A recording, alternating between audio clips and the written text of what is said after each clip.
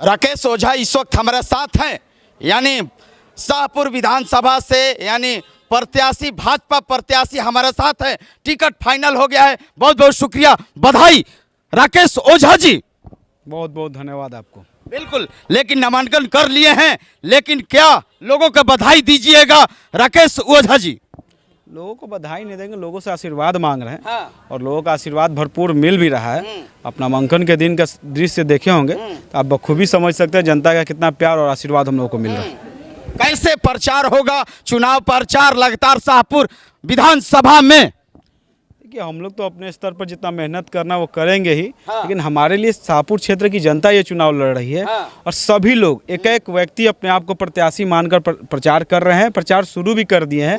और इसका परिणाम, सुखद परिणाम आपको आगामी 14 तारीख को दिखेगा। हाँ, बिल्कुल। देखिए, राकेश ओझा लगातार अपना चुनाव यात्रा में है, लेकिन कल जो ये आपका ये नामांकन हुआ, एकदम काफ़ी भीड़ था। लेकिन स्टार प्रचारक कौन कौन उतरेंगे आपका क्षेत्र में? ये हमारे पार्टी के जितने भी शीर्ष नेतृत्व हैं, जिनको स्टार प्रचारकों की सूची में चयनित किया, शामिल हुए हैं, उनमें से एक अच्छे केंद्रीय नेतृत्व के जितने भी हमारे बड़े बड़े नेता हैं, लीडर हैं, वो सभी शाहपुर में आएंगे। अब देखना है समय का मैनेजमेंट, चूँकि दिवाली और छठ भी है, उस सभी समय देखते हुए हमारे जितने भी शीर्ष नेतृत्व है करीब करीब सभी लोग शाहपुर में आएंगे। बिल्कुल, लेकिन आरा के पावर स्टार पवन सिंह के लिस्ट जारी हो गया है, यानी स्टार प्रचारक के लिए क्या उतर सकते हैं, ये सबसे बड़ी खबर ओझा जी। ये पूर्ण रूप से पूर्ण विश्वास है कि वो भी आएंगे इस क्षेत्र में। समय का इंतजार कीजिए, आने वाले दिनों में उनका भी कार्यक्रम लगेगा शाहपुर में। बिल्कुल, लेकिन आपका जो विरोधी पहले बोल रहा था कि टिकट नहीं मिलेगा, लेकिन फाइनल हो गया है। मैंने लिखा था कि भाई टिकट फाइनल हो गया, लेकिन आज सच्चाई हो गया कि टिकट आपका भाजपा ने आपका मिल गया। बहुत बहुत धन्यवाद आपको है कि सबसे पहले आपने ही कहा था कि भाजपा से हमारा टिकट फाइनल हो गया, तो आप तो हमारे लिए भगवान समान हुए। मैंने लिख दिया था भाई, आपका विरोधी बहुत लोग फोन कर रहे थे भाई कि आप कैसे लिख दिए, लेकिन आज हकीकत में है, आज लिख दिया गया है, पन्नों पर लिख दिया गया है कि आज जीत भी है भाई। चलिए, आपके जवान पर सरस्वती जी का वास हो। जैसे पूर्व में आपकी बातें सत्य हुई है, भविष्य में भी आपकी बातें सत्य हो।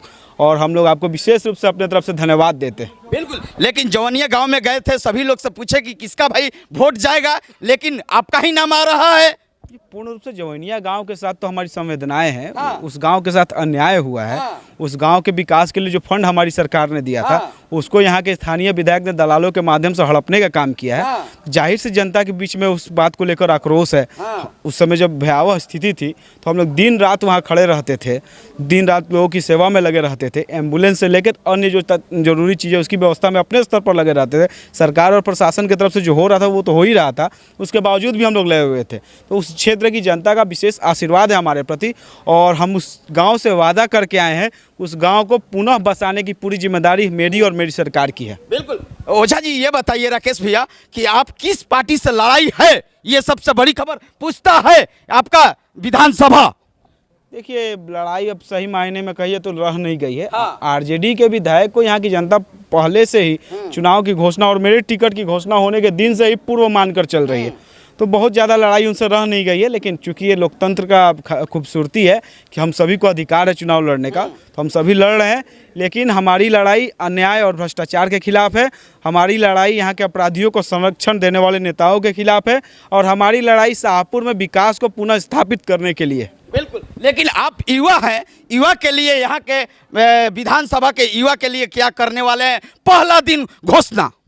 देखिए, हमारे जो विधानसभा क्षेत्र है, इसमें अधिकांश पॉपुलेशन का आप एनालिसिस करिएगा तो लोअर मिडिल क्लास और मिडिल क्लास जो गरीब तबका होता है उससे आते हैं। हम लोग भी उसी से निकले हुए हैं। तो हम लोग को अपने जीवन में मान सम्मान पाने के लिए या जीवन अच्छे से व्यतीत करने के लिए जो एक महत्वपूर्ण हथियार होता है वो शिक्षा के रूप में होता है।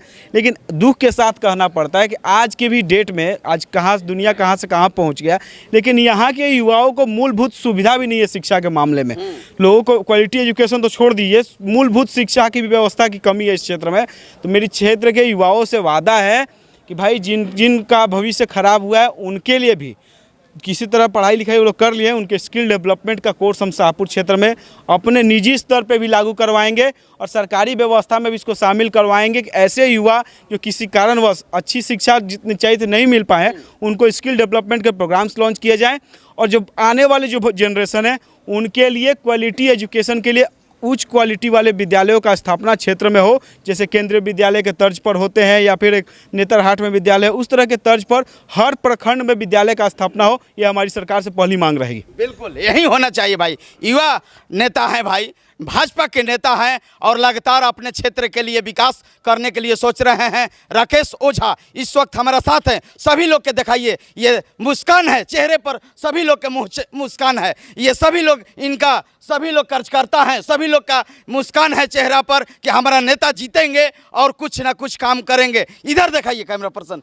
आइए इधर दिखाइए, सभी लोग के दिखाइए, घुमा कर दिखाइए, आइए इधर दिखाओ जल्दी।